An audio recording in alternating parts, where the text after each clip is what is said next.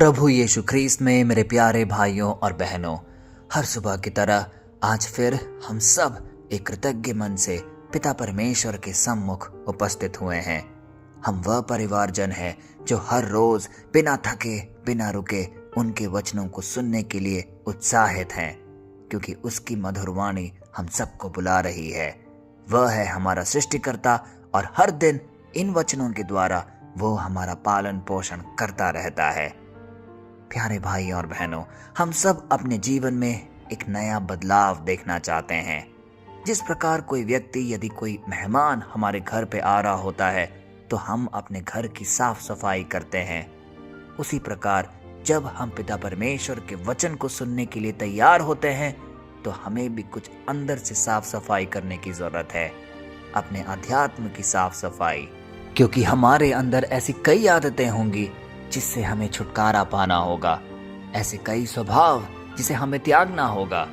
क्योंकि इस अवस्था में यदि हम पिता परमेश्वर के वचनों को सुनने की कोशिश करेंगे तो वो पूर्णता तक फल नहीं दे पाएगा।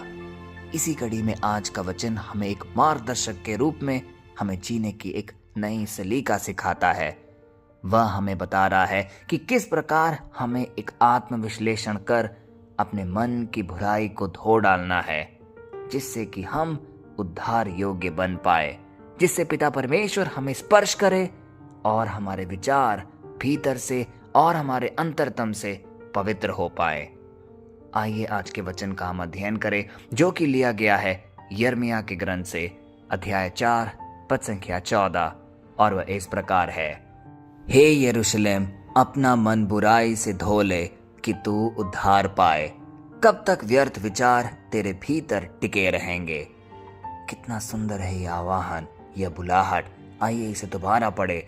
हे यरूशलेम, अपना मन बुराई से धो ले कि तू उद्धार पाए। कब तक व्यर्थ विचार तेरे भीतर टिके रहेंगे। प्यारे भाई और बहनों, इस वचन को यदि हमें अपने जहन में उतारना है तो इसका मर्म समझना अनिवार्य है।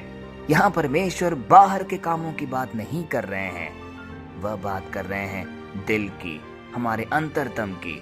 और वह यह कह रहे हैं कि अपने मन के बुराई को धो ले, जिससे तू उद्धार योग्य बन पाए। इसका मतलब साफ है, आज की अवस्था में कहीं ना कहीं एक बड़ी कमी है हमारे अंदर। हो सकता है कोई गलत सोच, कड़वाहट, गुस्सा, जलन, यह सब हमारे अंदर बसा हो। इन सब को आज हमें अंदर बैठने नहीं देना है, क्योंकि वचन हमें साफ साफ निर्देश दे रहा है कि जब तक ये सारी बुराइयां तुम्हारे अंदर होगी हम उद्धार नहीं पा पाएंगे। इसीलिए परमेश्वर आज हम सबको एक बुलाहट भरी आवाज से न्योता दे रहा है कि अपने अंतरतम को झांको। जो भी बुराइयां हैं, दिक्कतें हैं, तुम्हारे अंदर कोई भी मनमुटाव है, डर है, शर्म है, उन सबको दूर भगाओ, क्योंकि यह सब एक बड़ी रुकावट की तरह है तुम्हारे सामने। हम हर दिन एक नए वचन पर अध्ययन करते हैं और जानने की कोशिश करते हैं कि पिता परमेश्वर हमें क्या समझाना चाहता है, लेकिन वह सार्थक तभी हो पाएगा जब हमारा मन पवित्र होगा, हमारा मन बुराई से दूर होगा। आज का वचन आगे भी हमें एक शिक्षा देता है। वह यह कहता है, कब तक व्यर्थ विचार तेरे भीतर टिके रहेंगे। यह हमें जगाने की कोशिश कर रहा है। यह हमें इस बात की अनुभूति करा रहा है कि हो सकता है हमारे आज के मन के विचार मैले हों। जरा खुद से पूछिए, आज मेरे मन में क्या चल रहा है।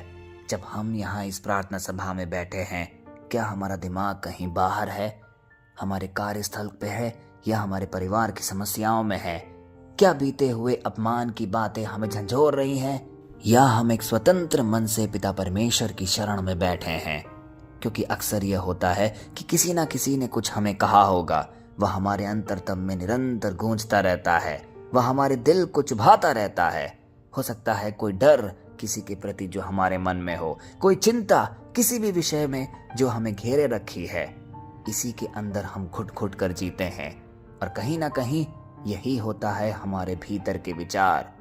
इसीलिए आज परमेश्वर हमें साफ साफ दिशा निर्देश दे रहे हैं कि कब तक व्यर्थ विचार तेरे भीतर टिके रहेंगे। आज हमें यह निर्णय लेना होगा कि कोई भी व्यर्थ विचार, कोई भी बुरी आदतें हमें अपने भीतर टिकाए नहीं रखनी है। इसको समझने के लिए खूबसूरत उदाहरण सोचिए। हम शॉप में जाते हैं और एक खूबसूरत सा शर्ट अपने लिए खरीदते हैं। हो सकता है हमें वो शर्ट बहुत पसंद हो, कई अवसरों में हम वो पहन के जाते हो, लेकिन यदि वो मैला हो जाए तो क्या हम उसे त्याग देते हैं? क्या हम उसे महीनों महीनों तक वैसा ही रखते हैं? शायद नहीं, क्योंकि हम उस शर्ट से प्यार करते हैं। हम चाहते हैं कि वो शर्ट हम बार बार पहने, अलग अलग अवसरों में पहने। इसलिए हम ये सुनिश्चित करते हैं कि यदि वो मैला हो जाए तो हमें उसे साफ रखना होगा, उसे साफ सुथरा निरंतर रखना होगा, जिससे कि जब भी कोई उपयुक्त मौका आए तो हम वो शर्ट पहन सकें। ऐसा ही तो है हमारा दिल भी, क्योंकि हमें अपने दिल का मूल्य समझना होगा।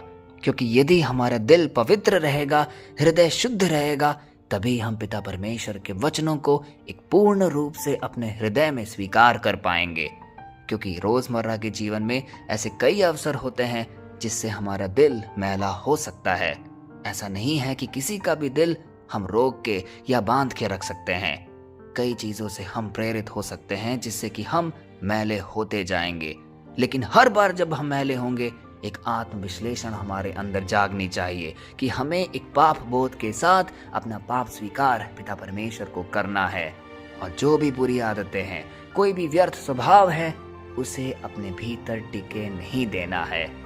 यही है आज के वचन का उद्देश्य और यही है जो पिता परमेश्वर हमें आज सिखाना चाह रहे हैं। तो आइए एक पूर्ण मन के साथ, एक पूर्ण विश्वास के साथ आज के वचन को बार बार अपने जीवन में दोहराएं और अपने जीवन में कार्यान्वित करें। एक छोटी सी प्रार्थना पिता परमेश्वर के सम्मुख रखें और इस प्रार्थना के द्वारा उन सबों को याद करें जो पीड़ित हैं, जो प्रार्थना के लिए जिन्होंने निवेदन किया है, जिससे कि पिता परमेश्वर का सामर्थ्य स्पर्श उन सब के जीवन में एक बड़ा बदलाव लेकर आए। आइए ये प्रार्थना कहें। हे पिता परमेश्वर, आज हम अपना मन तेरे सामने खोलते हैं। हम थक गए हैं अपने व्यर्थ विचारों से, अपने अंदर के शोर से, अपनी अशुद्ध बातों से। हे पवित्र आत्मा, आज इस प्रार्थना सभा में तो उतर आ, हम सब के मन को स्पर्श कर दे, हमारे मन को धो डाल। जो गंदगी है उसे साफ कर, जो टूटे हुए हैं उसे चंगा कर। कहीं भी कोई बीमारी व्याप्त है, वहीं पे तू स्पर्श कर और हम सब स्वस्थ हो जाएं। हम ये विश्वास करते हैं कि जैसे जैसे तू हमारे मन को शुद्ध करता रहेगा, वैसे वैसे हमारी जिंदगी में उद्धार आने लगेगा। क्योंकि आज का वचन यही हमें कह रहा है। शांति और एक नई शुरुआत की हम कामना करते हैं। ये सारी प्रार्थनाएं, ये सारे निवेदन हम अपने सामर्थ्य पिता परमेश्वर के नाम पे करते हैं। आमीन। प्यारे भाइयों और बहनों, एक शुद्ध विचार और एक स्वस्थ हृदय के साथ यदि हम पिता परमेश्वर के सम्मुख हर दिन उपस्थित होंगे तो निश्चय ही हम उद्धार के पथ पे होंगे। क्योंकि आज का वचन हमसे एक बड़ा वादा कर रहा है कि यदि हम कोई भी व्यर्थ विचार अपने भीतर टिकने नहीं देंगे तो सिर्फ और सिर्फ पिता परमेश्वर का वास वहां पे होगा और जो भी काम हम करेंगे उसमें हमें सफलता मिलेगी, आशीष मिलेगी। आइए इस आशीर्वादी वचन को कई लोगों तक हम बांटे, क्योंकि इस वचन में वो ताकत है जो कईयों के जीवन को स्पर्श कर सकता है और एक बड़ा बदलाव जरूर आएगा।